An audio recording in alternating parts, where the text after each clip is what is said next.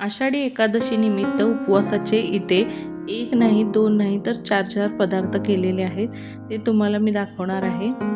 इथे बनवलेले आहेत शेंगदाण्याचे लाडू, घरी बनवलेला शाबू चिवडा, वरईचा भात, त्यासोबत लागते ती ओल्या खोबऱ्याची शेंगदाण्याची आमटी, भरपूर टिकणारे बिना तुपाचे ते शेंगदाण्याचे लाडू बनवलेले आहेत. अगदी खुसखुशीत असा शाबू चिवडा बनवलेला आहे नायलनच्या शाबूपासून. गरमागरम फडफडीत असा वरईचा भात बनवलेला आहे. त्यासोबत खाल्ली जाणारी शेंगदाण्याच्या कुटाची आणि ओल्या खोबऱ्याची अशी मस्त आमटी बघणार आहोत. त्यामुळे व्हिडिओ शेवटपर्यंत पाहत राहा आणि आवडला तर एक लाईक नक्की करा. तर इथे आपण आषाढी एकादशीला उपवासाला चालतील असे 4 पदार्थ बघणार आहोत, किंवा तुम्ही कोणत्याही उपवासाला हे पदार्थ करू शकता. एक म्हटलं तर एक करू शकता किंवा हे 4ही करू शकता. तुम्ही हे 4ही पदार्थ करू शकता किंवा तुम्हाला कुठला एक आवडेल तो देखील करू शकता. चला तर मग पांडुरंगाचं नाव घेऊन व्हिडिओला सुरुवात करूया. बोला पुंडलिक वरदेव श्री हरी विठ्ठल श्री ज्ञानदेव तुकाराम पंढरीनाथ महाराज की जय. नमस्कार मंडळी, welcome back cooking and blogging with Bhagyashree. तुमच्या सर्वांचं मनापासून खूप खूप स्वागत आहे. चला तर इथे पहिल्यांदा आपण शेंगदाण्याचे लाडू बनवूया. त्यासाठी मी इथे 1 वाटी शेंगदाणे आणि 1 वाटी गूळ घेतलेला आहे.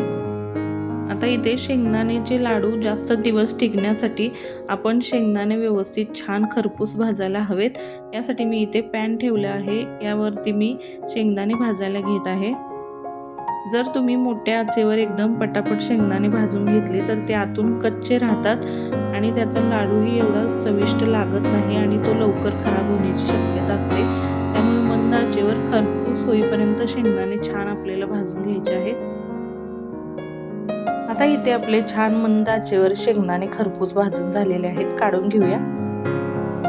काढून पूर्ण थंड करून घ्यायचे हे. आता इथे शेंगदाणे भाजून पूर्ण थंड झालेले आहेत. तुम्ही याची साल काढून घेऊ शकता, पण मी जसं आहे तसं वापरते. तुम्हाला जसं हवं तसं तुम्ही करू शकता. आता इथे मिक्सरच्या भांड्यामध्ये मी थोडं थोडं शेंगदाणे घालून जाडसर असं फिरवून घेणार आहे. आता हे पहा, शेंगदाणे इथे मी बारीक केलेले आहे. जास्त देखील बारीक केलेले नाही, असं जाडसर असं भरडं भरडं ठेवलेलं आहे. आता यामध्ये आपण बारीक चिरून घेतलेला गूळ मिक्स करून घेऊया. आता हा गूळ यामध्ये मिक्स करून घेऊया आणि हलक्या हाताने सर्व कुटामध्ये मिक्स करून घेऊ. आता इथे गूळ मिक्स करून झालेला आहे. आता यामध्ये तुम्ही इथे वेलची पावडर देखील घालू शकता. आता हे मिक्सरच्या भांड्यामध्ये घेऊन आपल्याला थोडं थोडं करून बारीक करून घ्यायचं आहे. छान असं एकजीव झालं ना की आपल्याला व्यवस्थित छान शेंगदाण्याचे लाडू वळता येतात. आता हे मिक्सरच्या भांड्यामधून मी एकसारखं असं छान फिरवून घेतलेलं आहे. आता इथे मी मिक्सर बंद चालू करत हे असं सुकं असं फडफडीतच हे करून घेतलेलं, बारीक करून घेतलेलं. जास्त देखील बारीक करू नका, नाहीतर शेंगदाण्याचं जास्त तेल सुटेल आणि गुळाचं देखील जास्त चिकटपणा होऊन लाडू वळता येणार नाही. त्यामुळे हे अशा पद्धतीचे करा आणि आपले लाडू हे पहा इथे लगेच सहज असे बांधता येत आहेत. आता या लाडूमध्ये वेगळं तूप वरून घालायची काही गरज नाही. शेंगदाण्याचं तेल आणि गुळाचं चिकटपणा यामुळेच आपले हे लाडू छान असे बांधून तयार होतात आणि जास्त दिवसही टिकले जातात हे लाडू. तुमच्याशी बोलता बोलता हे पहा, एक अर्ध्या मिनिटात एक लाडू वळून तयार आहे. आता अशाच पद्धतीने आपण सगळे लाडू वळून घेऊया आणि हे लाडू टिकायला म्हटलं तर 2 महिने असे छान असे टिकले जातात. त्यामुळे शेंगदाणे एकदम छान मंद आचेवर खरपूस भाजून घ्या. शेंगदाणे भाजताना तेवढी काळजी घ्यायची, म्हणजे हे लाडू एकदम छान 2 महिने आरामात टिकू शकतात. चला तर अशा पद्धतीने मी इथे सगळे लाडू वळून घेते.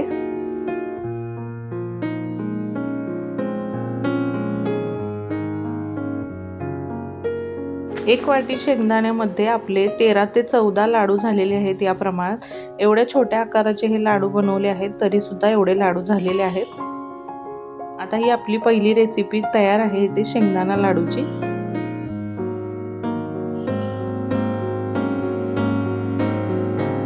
आणि हे घ्या, इथे आपले सगळे लाडू तयार झालेले आहेत. एकदम छान असे हे शेंगदाणा लाडू. तुम्हाला ही रेसिपी आवडली तर तुम्ही देखील अशा प्रकारचे हे लाडू बनवू शकता आणि हे हवाबंद डब्यामध्ये ठेवून द्यायचे, म्हणजे हे चांगले 1 महिनाभर किंवा 2 महिने आरामात टिकू शकतात भरपूर प्रमाणात केले तर. आता आपला दुसरा पदार्थ आहे नायलॉनचा साबुदाणा चिवडा. बाजारामध्ये मिळतो, अगदी तसाच करायचा आहे. बऱ्याचदा हा साबू चिवडा आपण घरी बनवताना कडकडीत होतो, तेलकट होतो आणि तसं होऊ नये म्हणून मी या व्हिडिओमध्ये छान अशा टिप्स सांगितलेल्या आहेत, त्यामुळे तो व्हिडिओ शेवटपर्यंत पाहत राहा. तर इथे चिवडा बनवण्यासाठी साहित्य मी 1 वाटी नायलॉनचा साबुदाणा घेतलेला आहे, 1 वाटी कच्चे शेंगदाणे, 2 चमचे पिठी साखर, हिरवी मिरचीचे तुकडे घेतलेले आहेत आणि चवीनुसार मीठ घेतलेलं आहे. तुम्हाला हवा असेल तर तुम्ही इथे बटाट्याचा किस देखील करून घेऊ शकता. आता मी इथे गॅसवर कढई ठेवलेली आहे, यामध्ये आपण तेल गरम करण्यासाठी घालूया. आता इथे आपल्याला तेल छान असं गरम करून घ्यायचं आहे, एकदम व्यवस्थित कडकडीत गरम करून घ्यायचं. तेल जर चांगलं तापलेलं असेल तरच सगळे जिन्नस व्यवस्थित तळले जातात आणि नायलॉन साबुदाणा हा करताना तर तेल एकदम छान असं गरम झालेलं पाहिजे, जेणेकरून तो आतून कच्चा राहत नाही. आता सर्वप्रथम आपण इथे शेंगदाणे तळून घ्यायचे. त्यासाठी मी इथे शेंगदाणे तळण्याच्या आधी इथे थोडंसं तेलामध्ये मीठ घालून घेतले आहेत. आता शेंगदाणे तळायला घालून घेऊ. आता शेंगदाणे तळताना तेल इथं छान गरम झालेलं आहे. आता गॅसची फ्लेम कमी करूया आणि शेंगदाणे एकदम कुरकुरीत होईपर्यंत, साल तडकेपर्यंत तळून घेऊया. साधारण एक 3 ते 4 मिनिटानंतर हलका रंग बदलला की हे शेंगदाणे आपण काढून घेऊया. खूप जास्त डार्क देखील करायची नाही. आता अशा रंगावर हे शेंगदाणे आपण काढून घेऊया, नाहीतर ते करपले जातील आणि जास्त देखील तळू नका, लगेच ते काळपट होतात. कारण बाहेर जरी काढले तरी त्याची तळण्याची प्रोसेस चालू असते, त्यामुळे आता इथे आपण शेंगदाणे काढून घेऊया.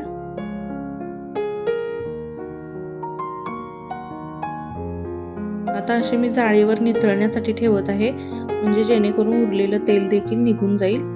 यामुळेच आपला हा शाबू चिवडा तेलकट होणार नाही.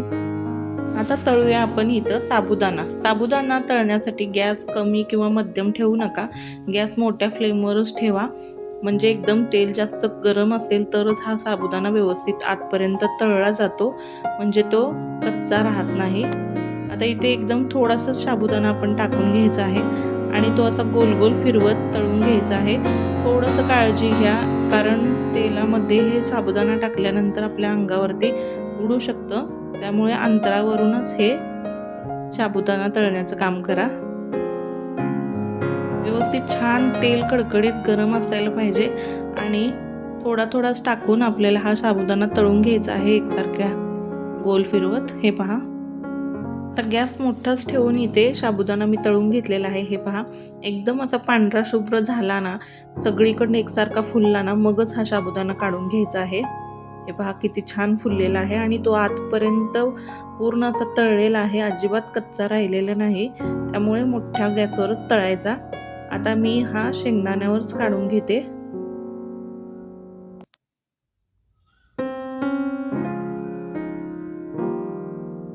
आता तुम्हाला कळलं ना, एकदम आतपर्यंत कच्चा न राहण्यासाठी मोठ्याच गॅसवर व्यवस्थित छान गोल गोल फिरवत असा तळून घ्यायचा आणि लगेच पटपट तळलाही जातो. फक्त सगळीकडे असा मोठा फुलल्याशिवाय, पांढरा शुभ्र दिसल्याशिवाय काढू नका, म्हणजे तो आतपर्यंत व्यवस्थित तळला जाईल. आता तुम्हाला दाखवते. हे पहा कसं छान मस्त फुलून पांढरा शुभ्र झालेला आहे. जेवढा दिसायला बारीक दिसतो तेवढा तळल्यानंतर हा डबल फुलला जातो. अशा पद्धतीने हा फुलल्यानंतर आपण पूर्ण तेल नितळून काढून घेऊया आणि उरलेला सगळा साबुदाणा अशाच पद्धतीने मी इथे तळून घेणार आहे. हे पहा किती छान आपला हा साबुदाणा मस्त तळून झालेला आहे. आता आपण मिरची तळून घेणार आहे. त्यासाठी मी उरलेलं तेल काढून घेतलेलं आहे आणि ही मिरची आपण 2 चमचे तेलामध्ये छान पांढरी होईपर्यंत तळून घेऊया. कुरकुरीत पांढरी वरून होते त्यावेळेस ही मिरची काढून घेऊया.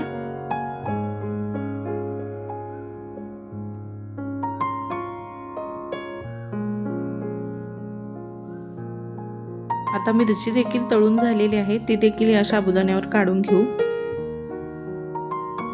आता इथे आपला शाबू चिवडा थोडा कोमट आहे, तोपर्यंत यामध्ये मीठ आणि पिठी साखर मिसळायची, म्हणजे ती सगळ्या आपल्या शाबू चिवड्याला लागली जाईल।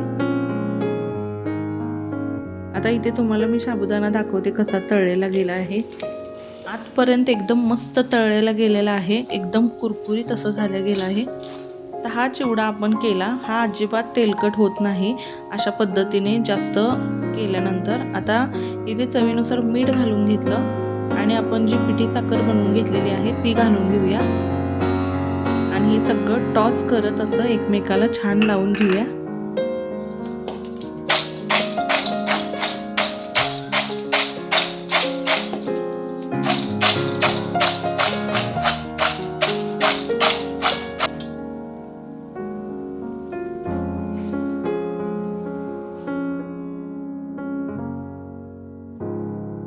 आता इथे तुम्ही टेस्ट करून बघू शकता आणि यामध्ये साखर मीठ काही कमी आहे या प्रमाणात तुम्ही वाढवू देखील शकता।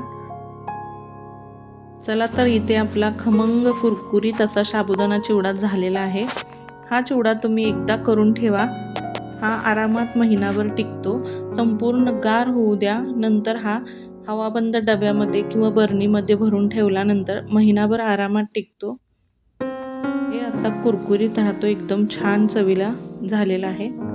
तर इथे आपण अशा पद्धतीने उपवासाच्या 2 रेसिपी केल्या, शेंगदाणा लाडू आणि शाबू चिवडा। आणखीन पुढे 2 रेसिपी बघणार आहोत, त्यामुळे व्हिडिओ शेवटपर्यंत पाहत राहा।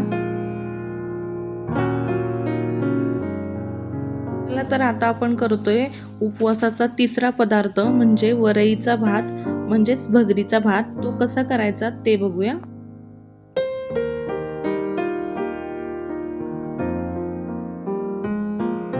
त्यासाठी लागणारं साहित्य बघूया। तर इथे मी अर्धी वाटी भगर घेतलेली आहे आणि यासाठी आपल्याला 1 वाटी पाणी लागणार आहे आणि चवीनुसार मीठ। ही भगर मी स्वच्छ निवडून घेतलेली आहे।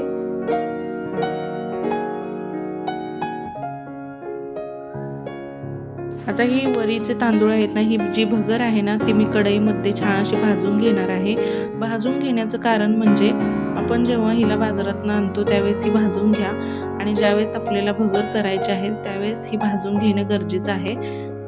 पण जर न भाजून घेताच याचा जर भात बनवला तर तो असा गच्च होतो, एकदम घशाला दाटल्यासारखा। एकदम सळसळीत छान असा भात पाहिजे असला तर वरई चांगली भाजून घ्या।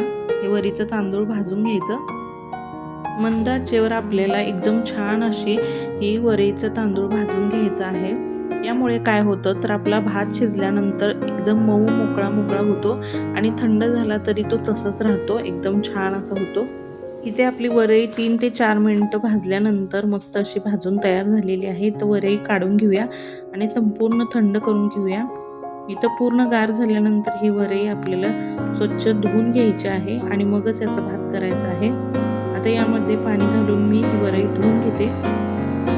आता इथे वरई मी पाणी घालून हलक्या हाताने स्वच्छ धुवून घेणार आहे आणि याच्यातील वरचंच पाणी काढून टाकायचं। तर चोळून अशी स्वच्छ धुवून घेते मी वरई आणि यातील पाणी काढून टाकते।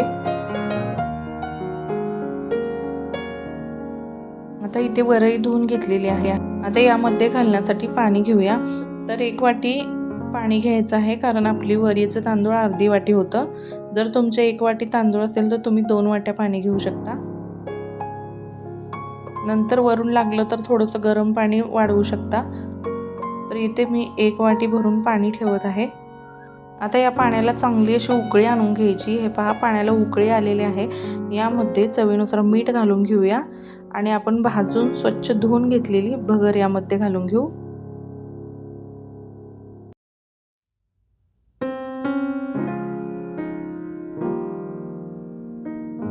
आता इथे लक्षात घ्या, जर तुमचा भात मोकळा छान व्हायला हवा आहे तर पाण्याला उकळी आल्यानंतरच वरीचे तांदूळ यामध्ये घालून घ्यायचे आहेत। आता गॅस मोठा ठेवून याला एक छान अशी उकळी आणून घ्यायची। हे पहा, इथे उकळी आलेली आहे। एकसारखा सर्वीकडनं हलवून घेऊन आपण मिक्स करून घेऊया।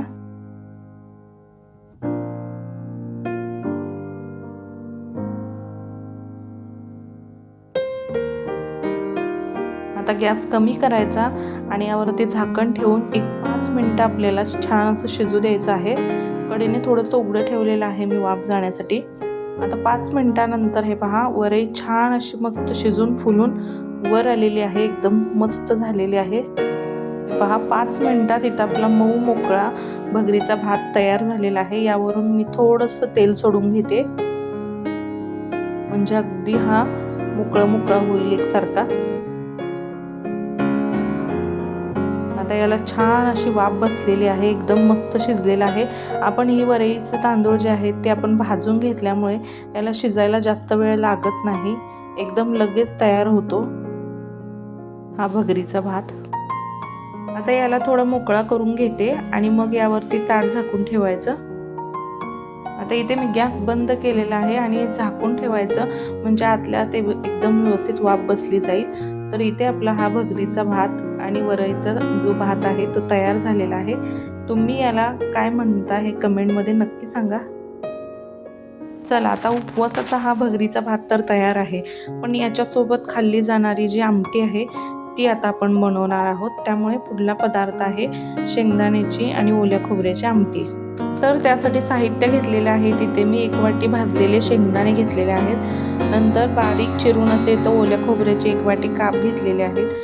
हिरवी मिरची चिरून घेतलेली आहे. चवीनुसार मीठ आणि फोडणीसाठी थोडेसे जिरे लागणार आहेत. तुमच्या इकडे उपवासाला जर जिरे वापरत असतील तरच घ्या. आता शेंगदाणे मिक्सरमध्ये मी जाडसर असं बारीक करून घेणार आहे. शेंगदाणे फिरवून घेतले, यामध्येच मी हे खोबरे घालून बारीक करून घेऊया.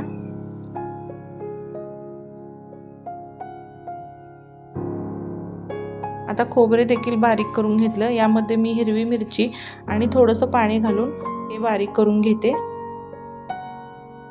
आता थोडंसं पाणी घालून इथे मी बारीक करून घेतलं होतं. हे पहा, एकसारखं इथं पेस्ट तयार झालेली आहे, पण आपल्याला ही एकदम सरसरीत बारीक करायचं आहे. त्यामुळं मी इथं आणखीन थोडंसं पाणी घालून हे फिरवून घेणार आहे आणि एका पातेल्यामध्ये काढून घेते.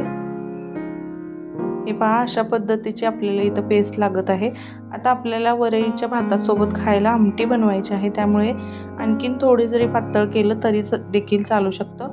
आता मी हे मिश्रण आपण जे तयार केलं ते गॅसवर चढवणार आहे.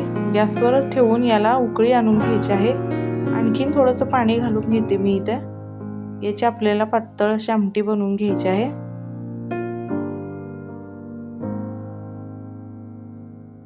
हे पहा, एवढी कन्सिस्टन्सी ठेवते. आता आमटी तुम्हाला किती घट्ट पातळ हवी त्याप्रमाणे तुम्ही इथे पाणी वाढवू शकता. आता याला एक छानशी उकळी आणून घेऊया. आता ही शिजू द्यायचं आहे आणि मी इथं पाणी वाढवलं, म्हणजे इथं मी आपण शेंगदाण्याचा कूट घातलेला आहे, त्यामुळे तो शिजून दाटसरपणा येतो आमटीला.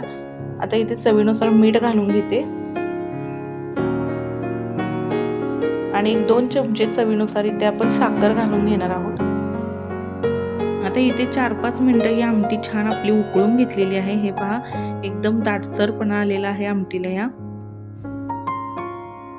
तर हे पहा, इथे 4 ते 5 मिनिटं शिजल्यानंतर एकदम दाटसर अशी इथे आमटी तयार झालेली आहे. मस्त अशी शेंगदाण्याची खमंग अशी आमटी तयार झालेली आहे. आता फोडणी तयार करू.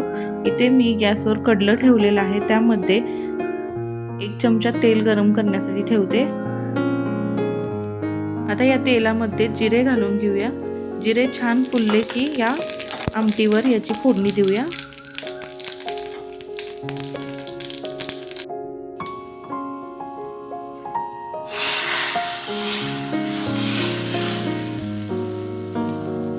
मस्त अशी शेंगदाण्याच्या आमटीला जिरेची फोडणी बसलेली आहे.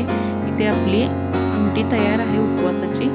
आणि अशा प्रकारे इथे खमंग शेंगदाण्याची आणि ओल्या खोबऱ्याची इथे आमटी तयार झालेली आहे. मस्त ही भातासोबत, वरीच्या भातासोबत खायला खूप छान चविष्ट लागते. आणि अशा प्रकारे इथे उपवासाचे आपण इथे 4 पदार्थ केलेले आहेत. तर तुम्ही पण उपवासाला या पद्धतीने हे असे पदार्थ करू शकता. तर उपवासाच्या या 4ही रेसिपी तुम्हाला कशा वाटल्या हे कमेंटमध्ये नक्की सांगा. व्हिडिओ आवडला असेल तर व्हिडिओला एक लाईक जरूर करा. परत भेटू अशाच एका छानशा व्हिडिओसोबत. तोपर्यंत सर्वांना धन्यवाद. सर्वांना आषाढी एकादशीच्या हार्दिक शुभेच्छा. खूप खूप शुभेच्छा. आणि व्हिडिओ शेवटपर्यंत पाहिला त्याबद्दल सर्वांचे मनापासून आभार. सर्वांना श्री स्वामी समर्थ.